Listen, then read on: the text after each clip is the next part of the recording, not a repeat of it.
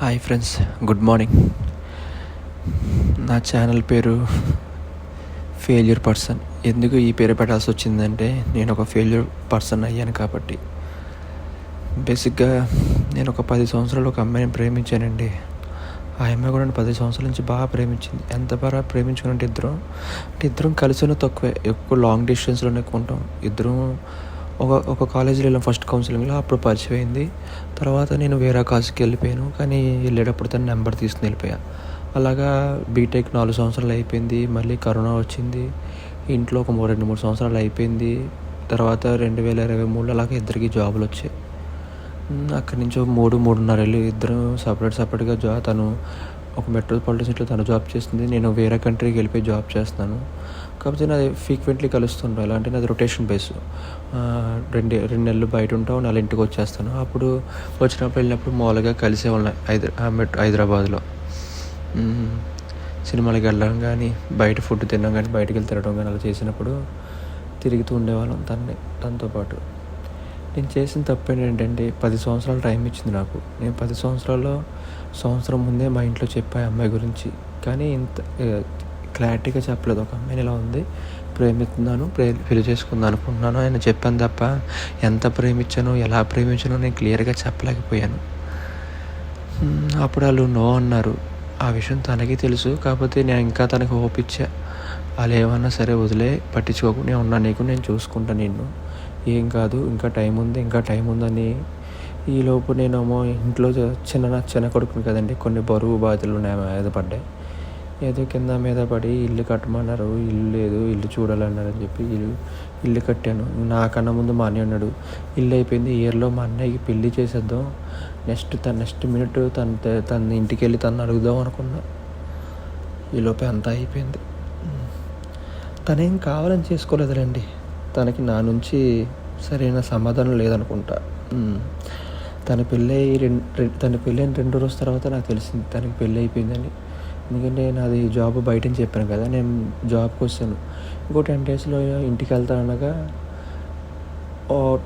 2 weeks before తను ఇంటికి వెళ్ళింది.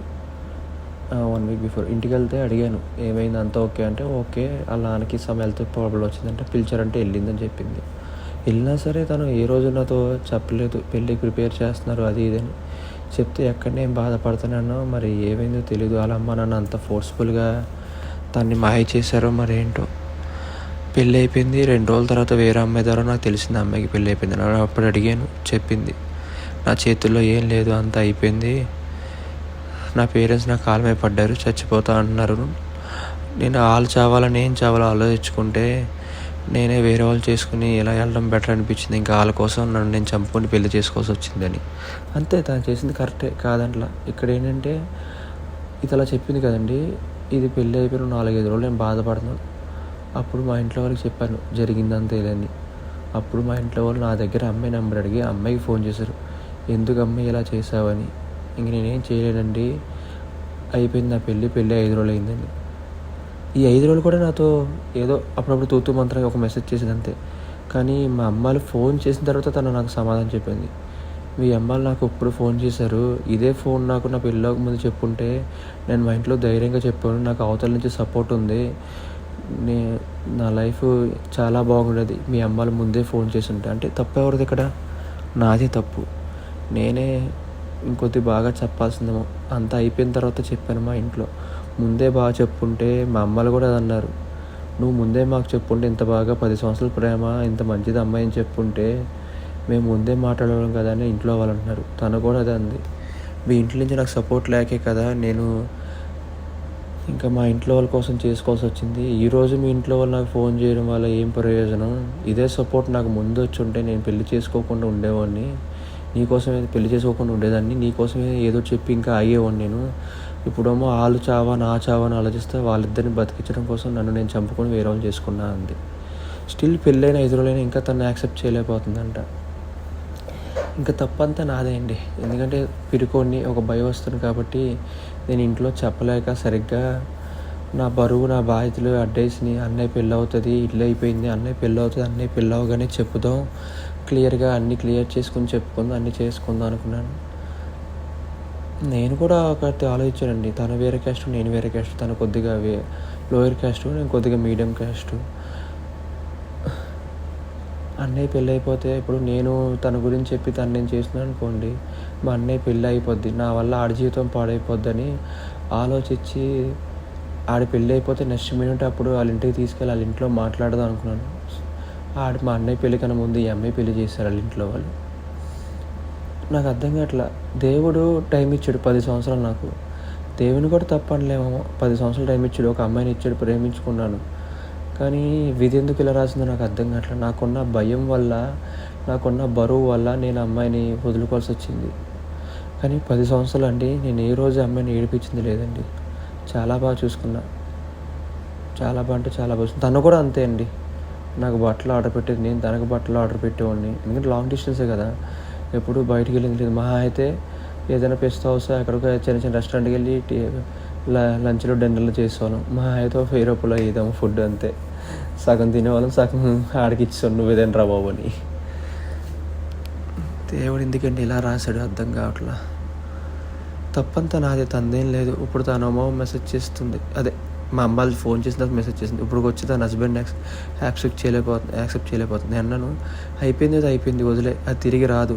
ఇంకా మన ఇద్దరికి రాసలేదు రాత, నీ తప్పేం లేదు. ఇప్పటికైనా సరే రిగ్రెట్ ఫీల్ అవ్వకుండా నీ లైఫ్ని నువ్వు మళ్ళీ స్టార్ట్ చేయి. తనతోనే ఊహించుకో, తనతోనే బతికే ఇంక జీవితాంతం. ఇప్పుడు తను చేసుకుని తను బాధపడడం కరెక్ట్ కాదు కదా. తను కూడా ఏదో ఆస్తోనే కదా నిన్ను పెళ్లి చేస్తున్నాడు. అమ్మాయి బాగుంది, అమ్మాయి మంచిది, తన జీవితం బాగుంటుందనే కదా. తనని కూడా బాధపడడం కరెక్ట్ కాదు. తప్పంతా నాదే. చాలా అంటే చాలా బాధపడుతున్నా. ఆకాశంలో చూసుకుని దేవుని అడుక్కున్నా, ఎందుకు ఇలా చేసావు అని. దేవుడు కూడా ఏం చెప్తాలే. నేను 2 రోజుల నుంచి బాధపడుతూ ఆకాశం చూసి అరుక్కుంటే, ఈరోజు మా ఇంట్లో వాళ్ళు నీకు ఫోన్ చేయడం ఏంటి, నువ్వు నాకు మెసేజ్ చేయడం ఎందుకు, మెసేజ్ చేసావు చూడు, ఈ ఫోన్ ఏదో ముందు వచ్చుతుంది అంటే తప్పంతా నాదే. నాకు ఇప్పుడు అర్థమైంది తప్పంతా నాదని. ఇది తెలియక నేను నాలో నేనే బాధపడుతున్నా. ఏం చేయను, ఇంకంతా అయిపోయింది. ఏం చేసినా తిరిగి రాంది, ఇంకంతే. నన్ను క్షమిస్తావని కోరుకుంటున్నాను. నీ జీవితాన్ని, కొత్త జీవితాన్ని నువ్వు చేసుకున్న అబ్బాయితో కొత్త జీవితాన్ని స్టార్ట్ చేయి. టైం పడుతుంది, టైం తీసుకో, కొత్త జీవితాన్ని స్టార్ట్ చేయి, సరేనా. ఏ రోజు నేను నిన్ను తప్పుగా ఏమీ చేయలేదు, నేను అది నాకు తెలుసు, సరేనా. ఏం కాదులే, వదిలే, కొద్దిగా టైం పడుద్ది. 10 సంవత్సరాల ముందు నన్ను నువ్వు యాక్సెప్ట్ చేయడానికి 2-3 నెలలు తీసుకున్నావు టైము. వెంటనే యాక్సెప్ట్ చేసావు, కానీ నన్ను నువ్వు అర్థం చేసుకుని 2-3 నెలలు పట్టింది. నీకు నా ముఖం కన్నా నా ప్రేమ అంటేనే ఇష్టం ఒకప్పుడు. ఇప్పుడు కూడా అంతే, టైం తీసుకో. ఆయన కూడా అదే నువ్వు చేసుకున్న అబ్బాయి కూడా నేను బాగానే ప్రేమిస్తాడు. దేవుడి దేవుడు ఆయన కూడా నేను బాగా చూసుకోవాలని కోరుకుంటున్నాను. ఇప్పుడు ఎంత చేసినా నేను వల్ల నాకు తిరిగి రావు. తప్పంతా నాదే. చాలా అంటే చాలా బాధేస్తుంది. నన్ను క్షమించు. నువ్వు ప్రేమించిన ఒక పిరికోడిని, ఒక చేతకానోడిని, ఒక పనికిమాలోని ప్రేమించు.